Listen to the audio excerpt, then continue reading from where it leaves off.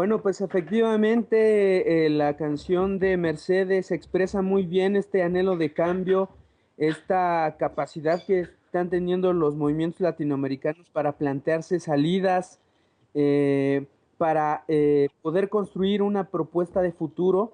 Creo que esto es lo que más, esto es lo que más me gusta de esta época. Hay un gran auge del debate acerca del anticolonialismo, acerca de una crítica profunda hacia el capitalismo. Precisamente el marxismo se convierte en una de las fuentes de la que abrevan los movimientos sociales. Y entonces aquí lo que tenemos que ver es que lo que podemos observar es cómo estas posibilidades materializando poco a poco y cómo van definiendo décadas, definen décadas de historia en los países en Latinoamérica, en México, en Nicaragua, en Argentina. Los diferentes movimientos ven posible la construcción de un mundo. Si algo hay que aprender de esos movimientos es precisamente a renovar la esperanza y a ponerle énfasis sobre todo en estos tiempos de oscuridad en los que parece que no hay alternativas. Sí, Eddie, en este contexto que nos estás dando, a mí me gustaría dar lectura brevemente a un fragmento de un textito sobre el 68 que escribe Bolívar Echeverría. Entonces, voy a leerlo textualmente.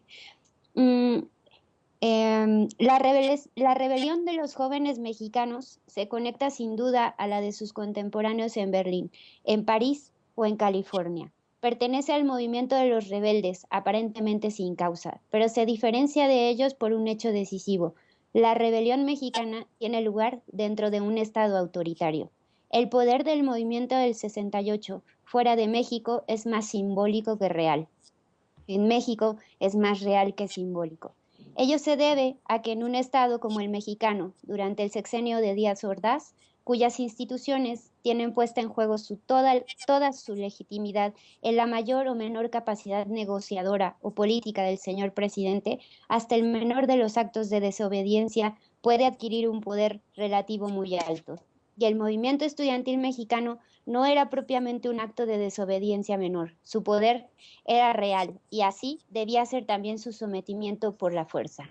El movimiento del 68 no es solamente un movimiento estudiantil, como lo sabemos por tantos recuentos y documentos. Es un movimiento que prende en la población de la Ciudad de México. Es estudiantil, pero es igualmente ciudadano, en el sentido de que solo es pensable como perteneciente a la población comprometida con lo que sucede en su ciudad, la Ciudad de México. La ciudad se ve y se siente involucrada en aquello que están haciendo los jóvenes. Percibe que hay alguna relación, tal vez no muy clara ni muy precisa, pero de profunda afinidad entre sus propios sueños, deseos o incluso resentimientos y anhelos de venganza y lo que están haciendo los jóvenes.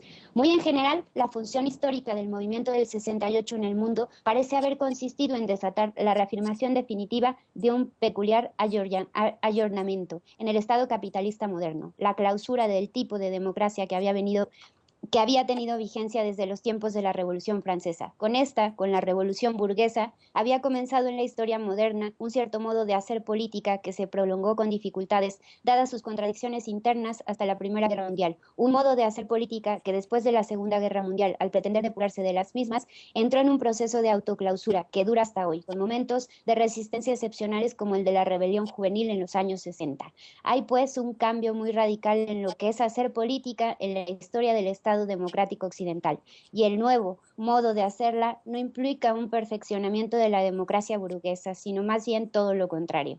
Es un cambio más bien negativo. Sí, más allá de su resistencia a ese deterioro, se quiere ver en el 68 un movimiento de comienzo, de arranque, de iniciación. Es posible hacerlo, pero no de nuevas formas de hacer la misma política burguesa, sino de otras formas de hacer política que rebasan utópicamente el horizonte burgués.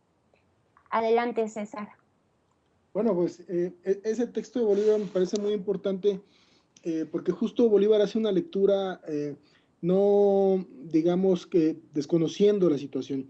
Habría que recordar que Bolívar pertenece al grupo de estudios del Tercer Mundo, fundado por Rudy Duschke, el principal líder del movimiento del 68, del 67, que empieza en Alemania en el 67, es uno de los latinoamericanos que va a vivir, digamos, el proceso tan fuerte que va a suceder en Alemania, un proceso que busca impugnar, digamos, esta situación en donde es la época post-nazi, en donde se empieza a reconfigurar un Estado sin cerrar previamente cuentas con lo que había sucedido con, con este genocidio de tanta gente, de tantos judíos, de tantos seres humanos mandados a morir a Auschwitz. Y creo que esta situación de jóvenes que se niegan a seguir los mismos pasos de sus padres que callaron ante el nazismo, hay un resentimiento real de cómo no pudieron detener esto que pareciera innombrable, esto que la palabra crimen no puede expresar. Y en ese sentido, Bolívar está haciendo esta conexión porque lo que sí sucede en Alemania es que hay un movimiento que se propone detener fábricas, se propone recanalizar, digamos, el proceso de producción y buscar tumbar un proceso productivo, el sistema económico. Y bueno, cuando Bolívar dice aquí lo que sucede es que es tan real porque es un movimiento palpitante en las calles, que es una asfixia, tienen la bota ahí los estudiantes. Creo que si llegáramos a esa situación, en verdad sí los estudiantes mexicanos están luchando al mismo nivel que los estudiantes del Mayo francés, que los estudiantes, que los jóvenes en Alemania, que los jóvenes en Estados Unidos, o sea, de California, vaya, esta situación me impacta mucho aquello que decían, nosotros quisimos ver, la imaginación lo puede todo, decía Marcuse, y pues esta situación en donde los adoquines franceses creían que al quitarlos iban a encontrar playa, y algunos encontraron. Creo que esta situación de estos sueños, al conectarlos con los sueños de los jóvenes mexicanos, ya cuando lo llevamos al terreno mundial, desde un latinoamericano que vivió este momento histórico, me parece que es una visión completa y muy profunda en ese sentido. Yo no sé cómo lo podrías leer tú, Eddie. Bueno, por supuesto que esto me lleva, las palabras de Bolívar precisamente establecen una en la lucha de los jóvenes del 60, movimiento mundial de transformación profunda, de superación de las relaciones de explotación. Y aquí en esta lucha es una lucha no nada más de las fuerzas sociales, de las fuerzas históricas, es una lucha también de los íconos, es una lucha de los personajes. Y creo que muy bien lo manifiesta muy bien Bolívar. Y a partir de Bolívar precisamente a mí me sugiere esta idea de cómo el Che se transforma en una guía, ¿no? En una presencia que a partir de su muerte va a guiar la esperanza de los movimientos sociales. Y si bien hay que entender la figura del Che a partir, bueno, de su vida, de su ejemplo, también habrá que entenderla a partir de su imagen. Y entonces hubo imágenes muy icónicas. Una de ellas es precisamente la foto de Korda, que se ha vuelto famosísima, esa foto en la que está en un puerto en Cuba viendo cómo se incendia un barco que lleva provisiones a la isla, que va de apoyo. Esa famosa foto en la que con esa mirada tan profunda ve el horizonte. Y en el 68 también hay otra imagen icónica que representa ya no la esperanza, sino representa más bien al Estado autoritario, que es la imagen, y a mí me resulta muy interesante cómo el ícono del autoritarismo en el movimiento del 68 en México es Díaz Ordaz y este rostro medio monstruoso, medio animalesco, un rostro, el rostro del autoritarismo,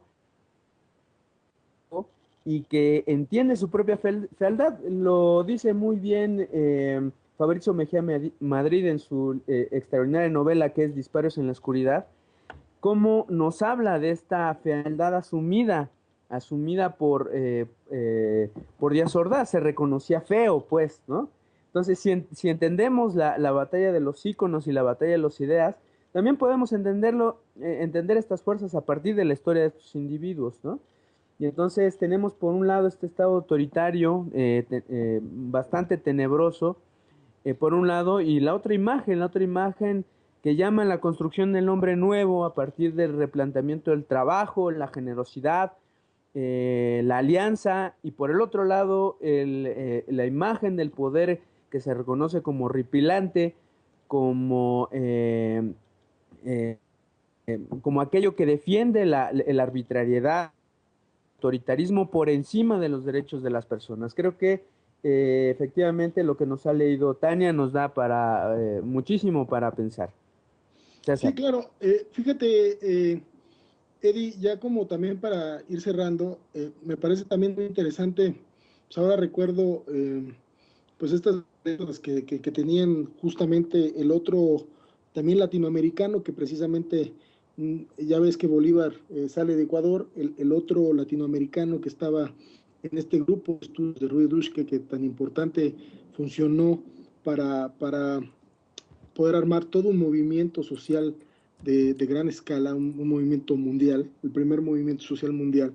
El otro mexicano, me acuerdo de José María Pérez Gay, ¿no? Creo que es una de las figuras que son muy importantes, que traen también una riqueza a la discusión cultural en México, a la discusión política, de un tipo de hacer político, de un nuevo tipo de quehacer político. Creo que si las generaciones del 68 latinoamericanas, mucho estos dos hombres, especialmente en el caso de querer ver otra lectura, no de la política como esta ramificación de las cámaras de diputados, como el presidente de la República, como los senadores, ¿no? Como la Suprema Corte de Justicia, sino como la parte de lo político, que es parte del proceso de autogestión en cada elección de tu vida. Y lo retomo con la situación de lo que mencionas, Eddie, acerca del Che. Esta situación de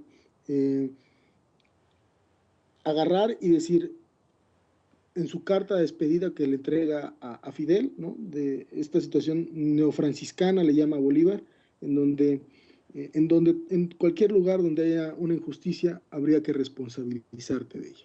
Creo que esta es una de las situaciones muy bellas que hay, que nos deja esa generación. Yo no sé cómo quisiera cerrar, Tania.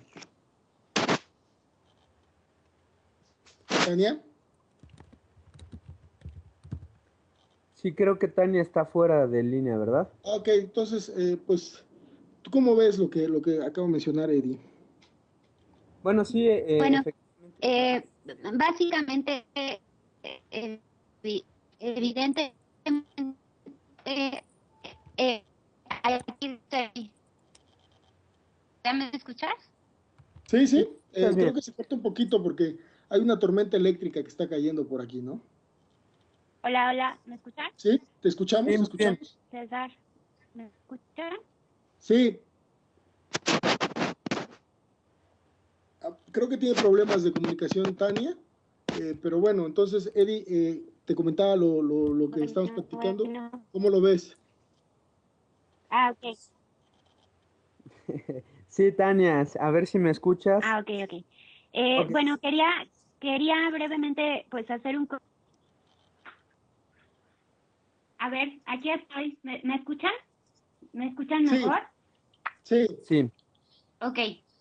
Bueno, lo único que quería como cerrar un poco la discusión en el sentido de que evidentemente Bolívar siempre es una provocación, pero en esta ocasión lo traje a colación porque justamente quería hacer...